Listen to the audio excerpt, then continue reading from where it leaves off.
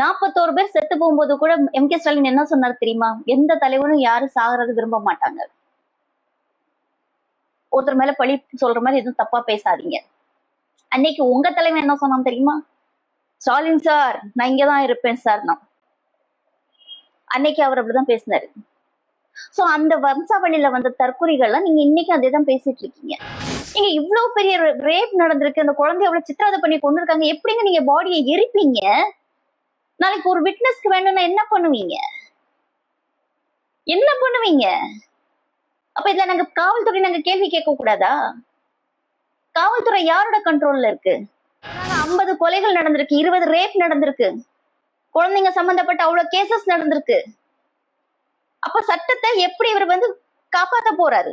டயா booster சுகரை control பண்ணும், உங்க ஆரோக்கியத்தை மீட்டு தரும். சர்க்கரையை கட்டுப்படுத்துறதுக்கான எளிமையான வழிமுறை, இயற்கையான வழிமுறை. அனைத்து மருந்து கடைகளிலும் கிடைக்கும். நம்ம எல்லாருமே சூலூர் பாப்பாவோட கேஸ் பத்தி பேசிட்டு இருக்கோம்.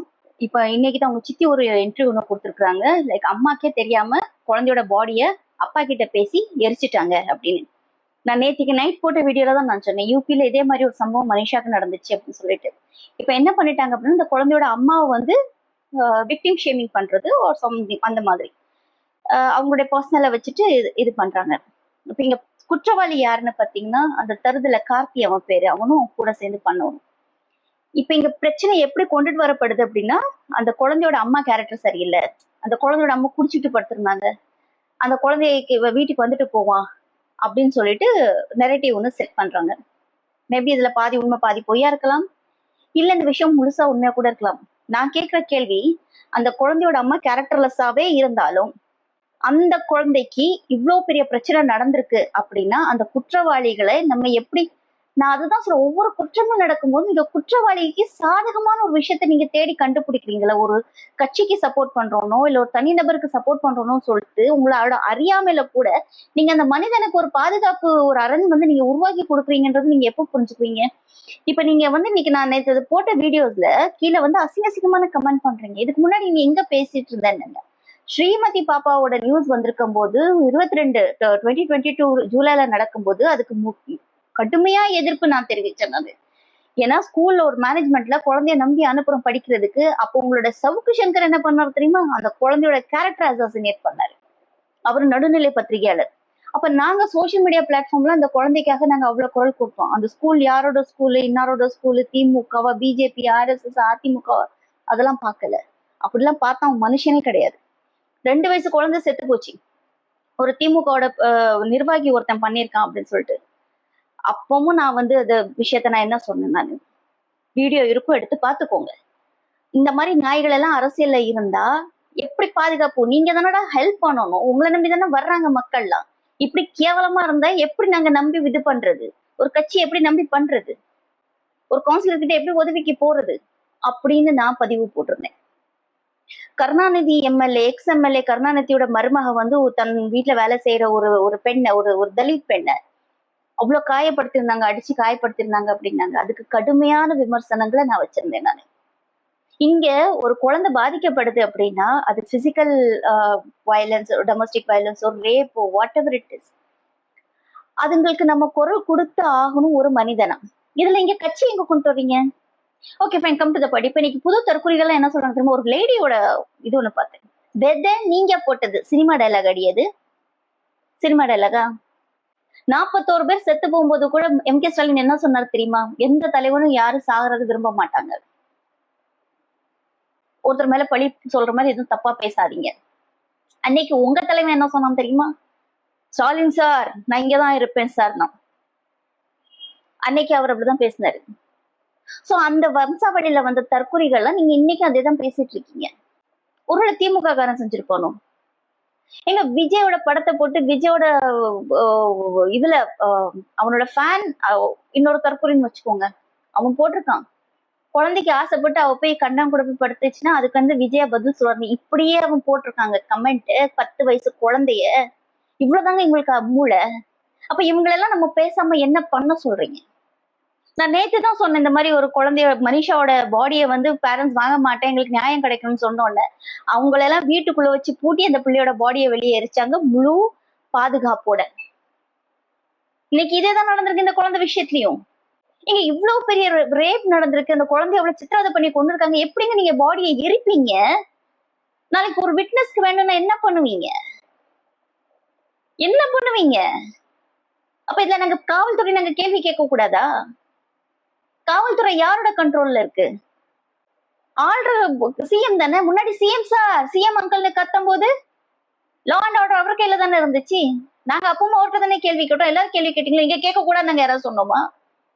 பேசக்கூடாதுன்னு யாராவது சொன்னோமா? நாங்க டிஃபெண்ட் பண்ணோம், எங்களுக்கு புரிஞ்சதை நாங்க டிஃபெண்ட் பண்ணோம். நீங்க டிஃபெண்ட் பண்ணுங்க. இப்போ நீங்க அதே பிள்ளையத்துக்கு திமுக மேல போட்டா எப்படிங்க நடக்கும்? எப்படி மேல புரியல. இதுல திமுக அதிமுக எல்லாம் இல்லைங்க, தயவு செஞ்சு புரிஞ்சுக்கோங்க. இது ஒரு சம்பவம் நடந்திருக்கு, நடக்கவே கூடாத ஒரு சம்பவம். குழந்தை, அது 10 வயசு குழந்தை. அப்ப அந்த குழந்தைக்கு அப்படி ஒரு விஷயம் நடந்திருக்கு அப்படின்னா அதுக்கு ஒவ்வொரு சமுதாயத்துல இருக்கக்கூடிய ஒவ்வொரு தனி நபரும் தலை குனிய வேண்டிய விஷயம். அந்த பொறுக்கிய பெத்த அவங்க அப்பா அம்மால இருந்து, இந்த பொறுக்கி கூட பிறந்தவங்கள இருந்து, ஏன் என்னோட கேரக்டர் தெரியாது, ஒருத்தர் கூட தெரியாது, பக்கத்து வீட்டுக்காரன் தெரிக்கும். அப்ப இந்த மாதிரி மிருகங்கள் எல்லாம் சுட்டு கொன்னா என்ன? இப்ப இங்க பிரச்சனை என்னன்னா, ஒரு அக்யூஸ்ட், அந்த அக்யூஸ்ட பிடிக்கிறதுல அந்த காவல்துறையினர் எந்த அளவுக்கு ஸ்டெப்ஸ் எடுத்திருக்காங்க, அந்த குழந்தைக்கு, செத்து போன அந்த பிள்ளைக்கு பாதுகாப்புக்கு இந்த அரசு என்ன செய்யுதுன்றதான் மிகப்பெரிய கேள்வி. இது வரைக்கும் நடந்த அக்யூசேஷன்ல எல்லாம் போலீஸ் பாதுகாப்பு கொடுத்தாங்க, கரெக்டா அவங்க நடந்துக்கிட்டாங்க, கோர்ட் ஜுடிஷியரி போனாங்க, அங்க அவங்களுக்கான நீதி வழங்கப்பட்டது, தண்டனைகள் வழங்கப்பட்டது. ஒரு அரசாங்கம் அவ்வளவுதான் செய்ய முடியும். இப்ப துப்பாக்கிய கொண்டு விஜய் சார் டப்பு டப்பு டப்புலாம் சுட மாட்டாரு, சுட முடியாது, தப்பு அது நாங்க கேட்கல. ஆனா இந்த நிமிஷம் வரைக்கும் விஜய் எந்த ஒரு இன்டர்வியூ கொடுக்கல, சேனலுக்கு ஒரு ஒரு எதிர்ப்பு தெரிவிக்கல. மக்கள் அதானே கேக்குறாங்க, எங்க ஒரு பையன் மூழ்கி செத்துட்டாங்க தண்ணியில, கடல்ல, அவங்க அம்மா அழுறாங்க, விஜய் அண்ணா வர சொல்லுங்கன்னு. அப்ப இந்த மனநிலையை பார்க்கும்போது எரிச்சல் வருதா, நமக்கு கோவம் வருதா, அந்த அந்த பெத்த மேல பரிதாபம் வருதான்னு தெரியல. இவங்க இன்னும் சினிமா மாதிரியே நினைச்சு வச்சிருக்காங்க. அப்ப இந்த மக்கள் இன்னும் வளர்ச்சியை அடையல. அதுல நீங்க எரியிற நெருப்புல எண்ணெய் ஊத்துறீங்க. விஜய் அண்ணா பாவம், விஜய் அண்ணா பாவம் தான், நான் இல்லைன்னு சொல்லல. அவருக்கு அட்மினிஸ்ட்ரேஷன் தெரியாது, அவர் பிளாங்கா உட்கார்ந்து இருக்கிறாருங்க. அவர்கிட்ட மைக் கட்டிட்டு அவர் ஓடுறாரு, ஏன்னா அவருக்கு அட்மினிஸ்ட்ரேஷன் தெரியாது. திமுக கட்சி ஆரம்பிச்சது 49ல, அவங்க எலெக்ஷன் ஃபேஸ் பண்றது 57ல. கருணாநிதி அவர்கள் எம்எல்ஏயா